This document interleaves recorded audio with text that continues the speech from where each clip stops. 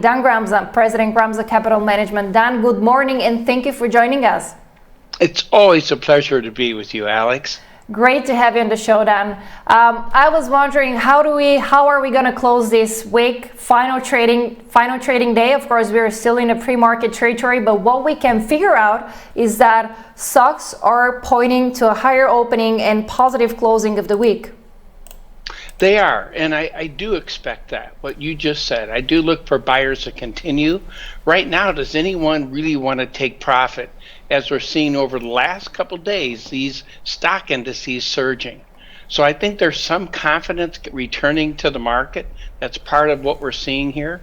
If we look at some of the economic numbers, retail sales and a number of other things, they're positive. You know, people are ready to spend money. That's what we know. And if we have the right combination, the right speed of people coming back online, coming back out to spend that money, if it doesn't get overheated, that still keeps inflation down. So I think it's really a very interesting point in the market. I do look for follow through to the upside. I think the economics does support a continued strength in the stock market. And we may have seen a low that may last for a while in these indices. Well, everyone was asking on Wednesday whether we are heading to a rebound or a correction territory. So I guess we're heading to a rebound.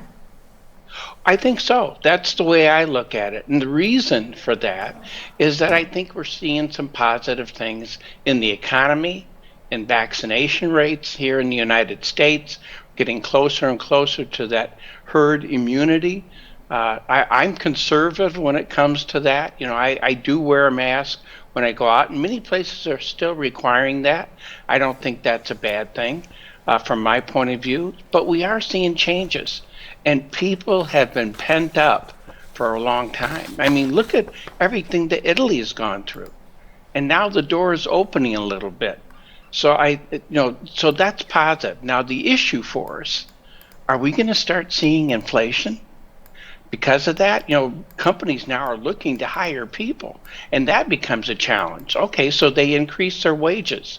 Well, that has the potential of the beginning of an increase in inflation.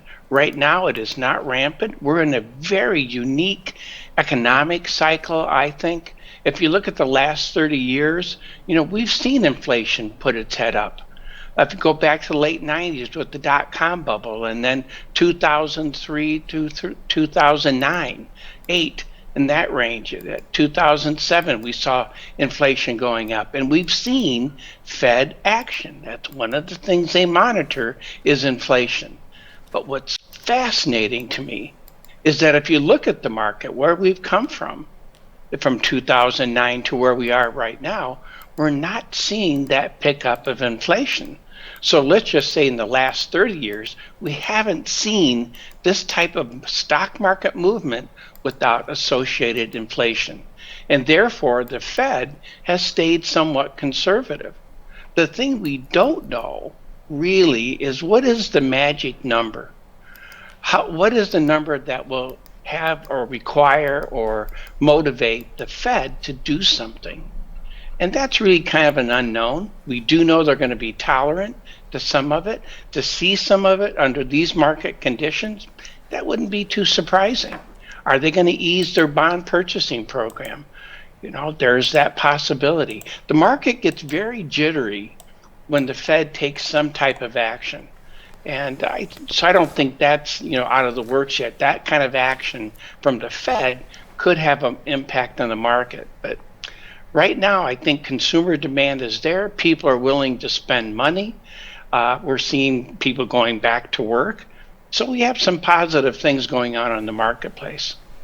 That's for sure. When there were some talks, that's what we saw from the Fed minutes between the FOMC members, that probably if inflation has to be too high for too long time, or at least in the medium term, they have to start taper or at least take an action, whatever it is. I was wondering what's driving this extreme volatility when it comes to the dollar index and foreign exchange. We do see the dollar index hovering between 89 and 90 mark, and then on the other side the euro dollar between 1.21 and 1.22. So what's your very short-term target for the dollar?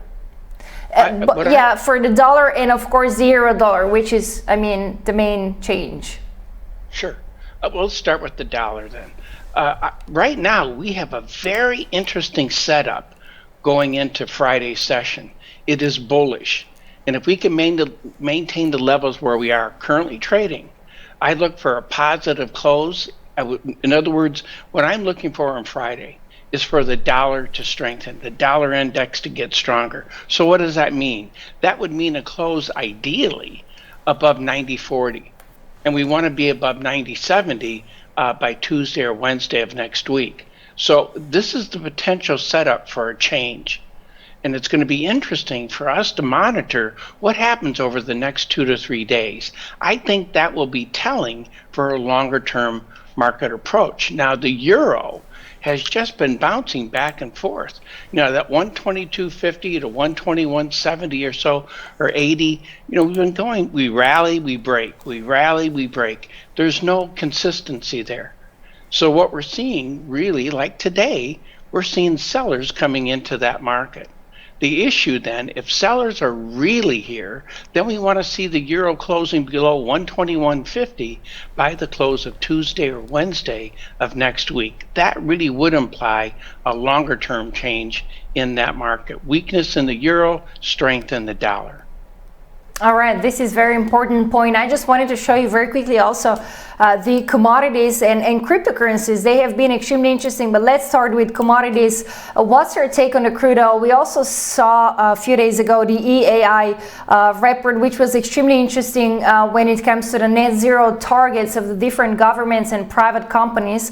Very ambitious targets, I shall say, almost not feasible, or at least for now. But so far, the WTI at $63 and the Brent at $66, despite a positive trading today when it comes to the futures, both WTI and Brent.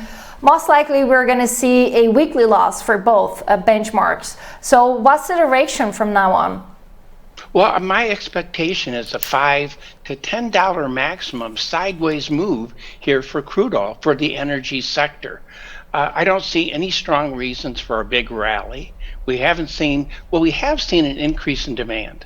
If you look at things internationally, China continues to increase their purchases of U.S. crude, for example. So we are seeing demand out there, but we still have a lot of supply globally available. And so I think a sideways move here does make sense. Could it creep higher? Sure, as that demand continues to increase and supplies tighten. But I don't expect that anytime soon.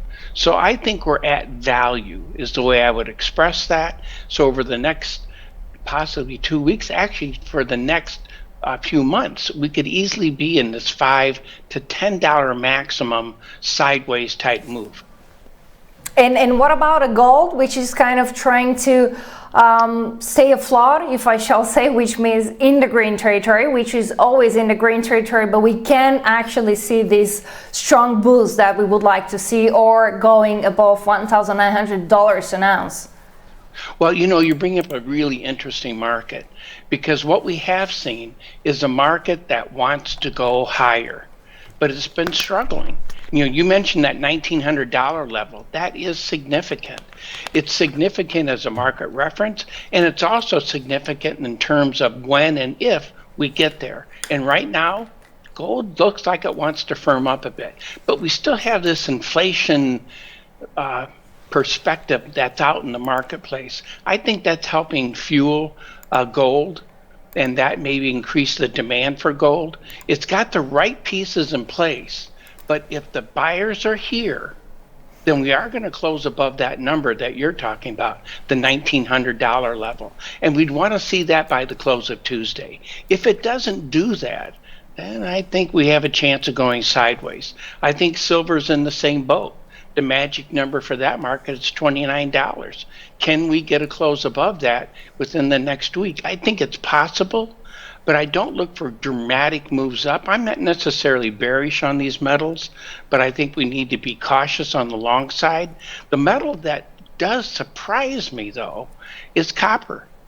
I expected copper to be stronger sooner, but it's getting low enough that we're seeing signs that buyers are coming back into that market. So I think that's one that you and I should keep our eye on.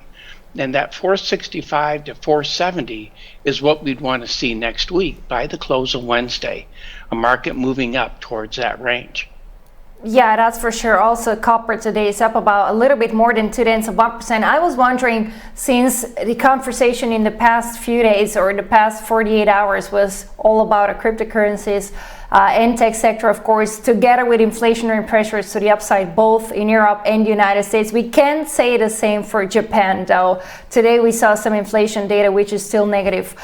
So I was wondering, have you ever considered the Bitcoin as a hedge when it comes to inflation, like inflation hedge, as the gold is, for example? Well, it's interesting. I think that's the expectation, the market expectation.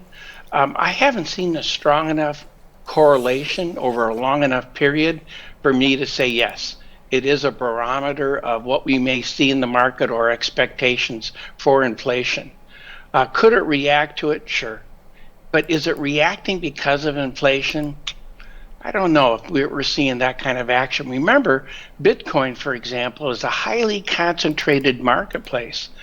You know, over 90%, 95% of the holdings there is in 2.4% of the holders. So there is some influence in that regard. So I'm not totally confident about that being a financial market substitute, a barometer of inflation. I'm not sure where Bitcoin fits in that regard. All right, this is very important opinion. Thank you very much. Dan Gramza, President Gramza Capital Management. Thank you for joining us. Have a great day. Thank you, you too. And of course, have a great weekend, Dan. Thank you, and you as well.